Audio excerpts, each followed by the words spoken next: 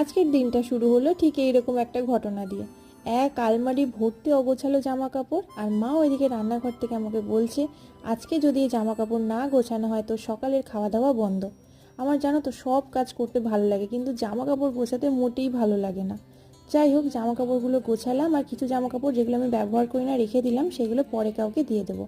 এসে দেখি মা আজকে দুর্দান্ত ব্রেকফাস্ট বানিয়েছে, ডাল পুরি আর আলু ভাজা। ব্রেকফাস্ট করেই সিরামটা বানালাম, যেটা ভিডিও অলরেডি চলে এসছে। আচ্ছা, আমার মতো কারা কারা আছো গো যারা বকফুলের বড়া খেতে খুব ভালোবাসো? আমার তো ভীষণ ভালো লাগে।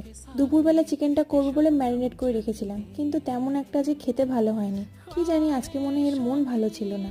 যাই হোক, বিকেলবেলা বেরিয়েছিলাম কিছু পার্সেল ডিসপ্যাচ করার জন্য। যখনই বেরোচ্ছি দেখি বাবা চলে এসছে। বাবা বললো দে আমি করে দিচ্ছি। আজকে বাজার থেকে এই বউটা কিনেছি, 30 টাকা নিয়েছে। রাতের ডিনারে ছিল এই সুন্দর চানা পনিরটা, যেটা তো অলরেডি ভিডিও তোমরা দেখেই নিয়েছো। তো চলো আজ আসি, কাল আবার দেখা হবে।